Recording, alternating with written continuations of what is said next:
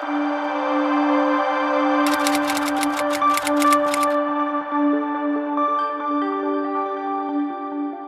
जो प्रभु से प्रेम करते हैं वो कभी भी पाने की इच्छा से नहीं आते हैं। वो देखते हैं कि मैं कैसे दे सकूं। उनको लेने से देने में बड़ी खुशी मिलती है। Hallelujah, hallelujah, hallelujah.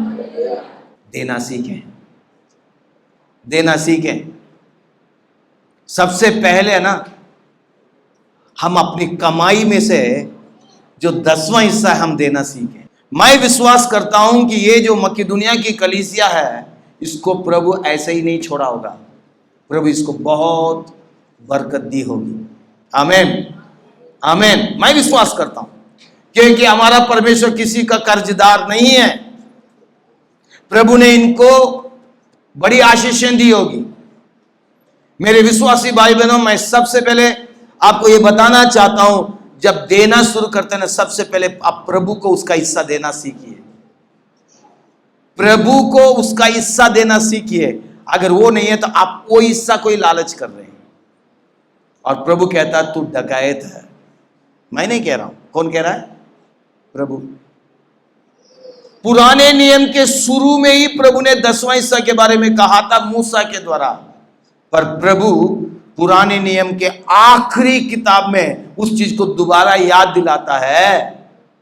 पढ़िए मलाकी के किताब, उसका 3 अध्याय, उसका 7वें वचन से पढ़ेंगे। अपने पुरखाओं के दिनों से, अपने पुरखाओं के दिनों से तुम लोग मेरी विधियों से हटते आए हो। यहां पे ध्यान से देखिए प्रभु क्या कह रहा है। अपने पुरखाओं के दिन से तुम लोग क्या कर रहे हो? क्या कर रहे हो? मेरी विधियों से हटते आए हो। हटते आ रहे हो। मेरी बातों को तुम लोग मान नहीं रहे हो, अनदेखी कर रहे हो। ध्यान से। हाँ, और उनका पालन नहीं करते। आप उसका पालन नहीं कर रहे हैं। तुम मेरी ओर फिरो, तुम मेरी ओर फिरो, तब मैं भी तुम्हारी ओर फिरूंगा। तब मैं भी तुम्हारी ओर क्या करूंगा? फिरूंगा। प्रभु कह रहा मेरी ओर फिरो, मैं तुम्हारी ओर फिरूंगा। तुम मेरी बात सुनोगे तो मैं तुम्हारे लिए करूंगा। तुम्हारे पुरखाओं से कई समय हो गया, कई साल हो गए, कई पीढ़ी निकल गई, तुम मेरी विधियों को नहीं मान रहे हो। अब इनको मालूम नहीं है। पढ़िए आगे। सेनाओं के यहोवा का यही वचन है। सेनाओं का यहोवा का यही वचन है। प्रभु कह रहा है, आगे पढ़िए। परंतु तुम पूछते हो हम किस बात में फिरे? हम किस बात में फिरे? अभी मालूम ही नहीं है। कलीसिया की दिक्कत यही है मेरे भाई बहनों। आज कलीसिया की असली दिक्कत क्या मालूम है? भले ही वचन सुनाया जा रहा है पर क्या सुन रहे हैं, क्या समझ रहे हैं मालूम नहीं। जरा सोचिए, वचन पर ध्यान दीजिए। यहां पे ये जो प्रभु के लोग हैं कहीं ना कहीं वचन को भूल गए, इसलिए अभी उनको मालूम नहीं है कि वो क्या गलती कर रहे हैं। और कई बार क्या है, हम गलती करते चले जाते हैं, फिर उसके बाद वो गलती हमें गलती नहीं लगती है, फिर उसके बाद हम उसके जैसे हो जाते हैं। ध्यान दीजिएगा, यहां पे कह रहे हैं हमने ऐसा क्या किया। पढ़िए उस वचन को। परंतु तुम पूछते हो, प्रभु कह रहे हैं तुम लोग पूछते हो हम किस बात में फिरे? हम किस बात में फिरे? भाई हम तो सही सलामत चल रहे हैं, हम तो तेरी बातों को मानते हुए आ रहे हैं, हम कौन सी बात में चूक गए हैं? विश्वासी भाई बहनों, आप प्रभु के चरणों में बैठिए और हर एतवार आप प्रभु के वचन को जो सुन रहे हैं ना, इस पर ध्यान दीजिए। और एक और बात मैं आपको बताना चाहता हूं, जब आप यहां पे वचन को सुन रहे हैं ना, इस बात पर ध्यान दीजिए। बेमतलब में यूट्यूब में कौन क्या प्रचार कर रहा है उस पर ध्यान मत दीजिएगा। यूट्यूब गंद से भरा हुआ है, झूठी शिक्षाओं से भरा हुआ है, और अच्छे अच्छे लोग गलत सिखा रहे हैं। बहुत ध्यान दीजिए। अब बेमतलब की किताबों को मत पढ़िए। इनका अनुभव, उनका अनुभव, उन्होंने स्वर्ग देखा, उन्होंने नरक देखा, ऐसी चीजों को मत पढ़िए, क्योंकि वो आपको भटकाएगा, आपको प्रभु के राह से हटा देगा। आपकी जिंदगी को बर्बाद कर देगा। क्योंकि मैंने देखा कई लोगों को, अच्छे अच्छे लोगों को भटकते हुए देखा। वचन पर ध्यान दीजिए, वचन पर ध्यान दीजिए, वचन पर ध्यान दीजिए। वचन क्या कह रहा है? वचन से हमें ना तो दाहिने मुड़ना है ना तो बाएं मुड़ना है, वचन पर हमें चलना है। और ये इतना आसान नहीं है। वही उसमें चलेगा जो वचन पर ध्यान देगा, प्रभु से प्रेम करेगा और प्रभु की बातों में चलेगा।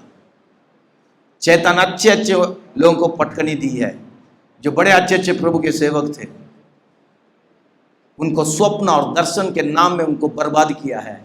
और उन लोग सोचते हैं हमने तो स्वर्ग का दर्शन देखा, और उन लोग वचन के खिलाफ लिख के बैठे हैं, जिससे कई लोग भटक रहे हैं और वो प्रभु के सामने जवाबदेह होंगे। इसलिए मैं आपको कह रहा हूं, ध्यान दीजिएगा वचन पर। यहां पे कह रहे हैं हम कहां पे चूक गए हैं। यही तो दिक्कत आज कलीसिया की। कलीसिया कह रहे हम कहां चूक गए हैं। है तो चर्च में तो आ रहे हैं ना, पर इस बात को नहीं सोच रहे हम लेट आ रहे हैं। इसी तरह कई बातें हैं, कई बातें हैं। हम ठीक तो हैं, अरे कहां ठीक है। समझिए आप कहां गलती कर रहे हैं। जब आप वचन को सुन रहे हैं ना, आप नोट कीजिए, नोट कीजिए कहां कहां पे मैं चूक रहा हूं। अपने आप का आंकलन करना जरूरी है।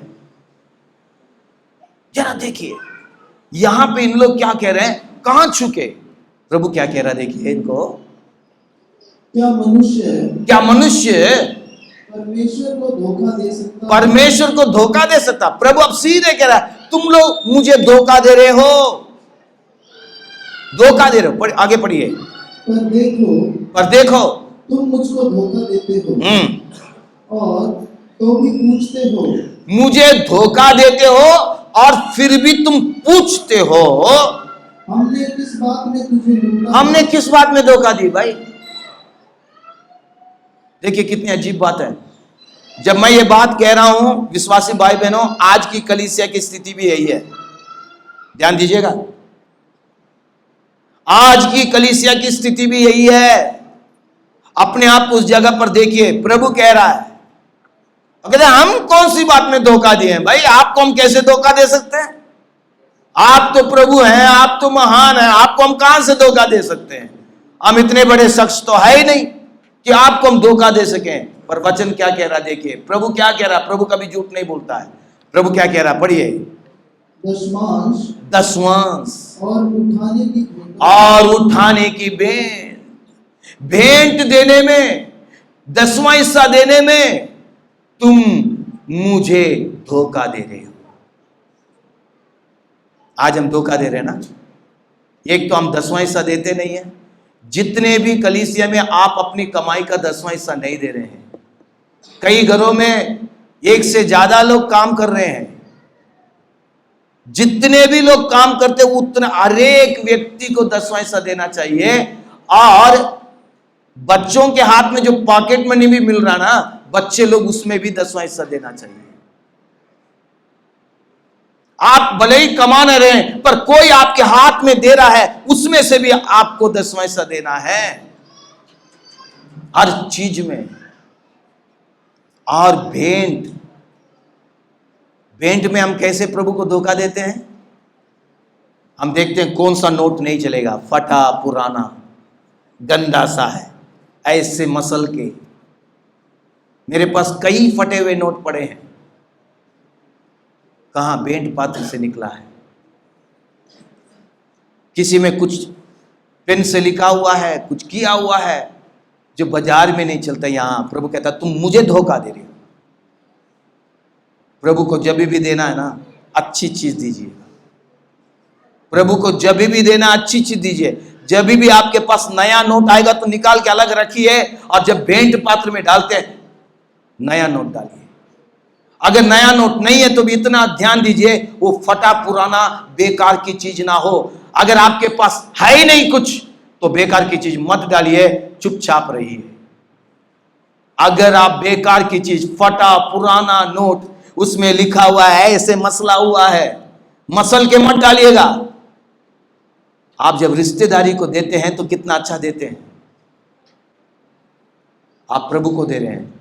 प्रभु कह रहा है तुम मुझे धोखा दे रहे हो। तुम मुझे धोखा दे रहे हो भेंट में और 10वां हिस्सा देने में। कई लोग अपना पूरी कमाई का 10वां हिस्सा नहीं देते हैं, थोड़ा बहुत देते हैं। याद रखिए, प्रभु देख रहा है। अननिया और सफीरा ने थोड़ा अपने पास रख लिया और थोड़ा दिए। क्या हुआ आप जानते हैं? तुरंत उनको अपनी जान गंवानी पड़ी। पर आज प्रभु हम पर अनुग्रह कर रहा है, इसलिए आज हम सब बचे हुए हैं। मेरे विश्वासी भाई बहनों, उदारवादी बनना ना, पहले आप प्रभु को उसका जो हिस्सा ना वो देना शुरू कीजिए। प्रभु कहता है आगे, प्रभु क्या कह रहा मालूम है? पढ़िए। तुम पर भारी श्राप पड़ा है। हाँ, तुम पर भारी श्राप पड़ा है, क्योंकि तुम मुझे लूटते हो। वरन सारी जाति ऐसा करती है। हाँ, सब लोग ऐसे करते हैं। ध्यान दीजिए मेरे विश्वासी भाई बहनों, बेमतलब में यूट्यूब में जो कहते हैं ना 10वां हिस्सा देना पाप है, 10वां हिस्सा देना ये है वो है, उनकी बातों पर कभी मत आइएगा। कोई भी प्रभु को सिखाने वाला बन नहीं सकता। अगर 10वां हिस्सा देना वाला पाप है तो बाइबल में क्यों लिखा है? क्यों प्रभु देने के लिए कह रहा है?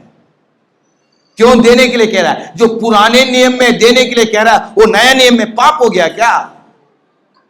नहीं। और नए नियम में कहीं नहीं लिखा है 10वां हिस्सा मत देना। पर प्रभु यीशु ने भी फरीसियों को कहा तुम 10वां हिस्सा देते हो। प्रभु ने इसको मना नहीं किया, वो अच्छी बात है, पर उसके साथ दया भी करो। और नए नियम में 10वां हिस्सा से बढ़कर देना है, इसलिए प्रभु कहता है खुशी से जो देता है। जो लोग अपनी कमाई का 10वां हिस्सा नहीं दे रहे हैं, आपके हाथ में जो भी पैसा आ रहा है उसका 10वां हिस्सा नहीं दे रहे हैं, आज ये वचन याद रखिए। प्रभु कह रहा है तुम मुझे लूट रहे हो, तुम मुझे धोखा दे रहे हो। आज प्रभु के सामने घुटने टेक के माफी मांगिए। आप इसमें प्रभु की चीज को आप क्या कर रहे हैं? लालच कर रहे हैं। जो गरीब है वो भी करता है, जो अमीर है वो भी करता है। गरीब कहता है मेरे पास कुछ नहीं है, मैं कहां से दूंगा। अमीर लालच करता कहता है कि नहीं, इतना क्यों दूं मैं। दोनों गलत है। अपनी कमाई का ईमानदारी से लेके आइए। उदारता वहीं से शुरू, पर वो उदारता नहीं है। 10वां हिस्सा देना उदारता नहीं है, वो आपका कर्तव्य है, आपका फर्ज है, प्रभु का नियम है, उसका हमें सख्ती से पालन करना जरूरी है। उसी के द्वारा प्रभु का काम बढ़ेगा। और 10वां हिस्सा जिस चर्च में जा रहे हैं, क्योंकि वहां पे क्या लिखा आगे पढ़िए उस वचन को, सारा दसवांश। यहां क्या लिखा है? थोड़ा 10वां हिस्सा नहीं, क्या है? जितनी आप कमाई कर रहे हैं उसका सारा। घर में जितने भी लोग कमा रहे हैं उसका सारा 10वां हिस्सा। आप जितनी भी जगह से कमा रहे हैं उसका 10वां हिस्सा आना चाहिए, हर चीज का, क्योंकि ये प्रभु का नियम है। प्रभु का नियम है। और प्रभु कह रहा है सारा 10वां हिस्सा कहां ले आना है? भंडार में। आपके लिए प्रभु का भंडार कौन सा है? जिस चर्च में जा रहे हैं वो प्रभु का भंडार है। 10वां हिस्सों का आप बांट बांट के नहीं दे सकते। इस सेवकाई के लिए, उस सेवकाई के लिए, इनके लिए, उनके लिए नहीं कर सकते। आप जहां पे आ रहे हैं, जहां पे आप संगति कर रहे हैं, जहां पे आप प्रभु का वचन सीख रहे हैं, वो आपके लिए परमेश्वर का भंडार है। वहां पे सारा 10वां हिस्सा लेके आना है। विश्वासी लोग ध्यान रखिएगा, जिस चर्च में जा रहे हैं वहीं पे आपका सारा 10वां हिस्सा जाना चाहिए। आप दूसरी सेवकाई की मदद करना चाहते हैं, वो उसके अलावा में कर सकते हैं, मदद कीजिए। अगर आप किसी सेवकाई की मदद करना चाहते हैं, कोई ये नहीं, पर 10वां हिस्सा नहीं। आप उसके अलावा जो 90% आपके पास है उसमें से कीजिए। विश्वासी लोग ध्यान दीजिएगा। और इसीलिए प्रभु कह रहा है तुम इसमें धोखा दे रहे हो। जब हम उदारता के बारे में हम सीख रहे हैं, अगर यहां पे फेल हो रहे हैं ना, आप कुछ नहीं करेंगे। अगर आप करेंगे तो भी प्रभु उसको मान्यता नहीं देगा। तू मेरा तो हिस्सा लूट रहा है और दूसरों की मदद करके क्या है? प्रभु आपको उस चीज का आशीष नहीं देगा। बोला तू मुझे लूट रहा है और उनकी मदद कर रहा है। सबसे पहले परमेश्वर के प्रति हमारा जो कर्तव्य ना वो कर, जो प्रभु का है प्रभु को दें, और ऐसे करने पर हम प्रभु का आदर और इज्जत कर रहे हैं। जब हम उदारता की बात सीख रहे हैं, विश्वासी लोग ध्यान दीजिए, प्रभु को जो देना है उसको हम ईमानदारी से दें, मजबूरी में नहीं, जबरदस्ती नहीं। जब मैं शक्ति से कह रहा हूं तो ये मत सोचिए मजबूर कर रहे हैं, नहीं। मैं प्रभु का वचन जो कह रहा हूं वो मैं कह रहा हूं, पर आप जब नहीं देंगे तो आपके पास आके पूछेंगे नहीं आप क्यों नहीं दे रहे, आपका गला नहीं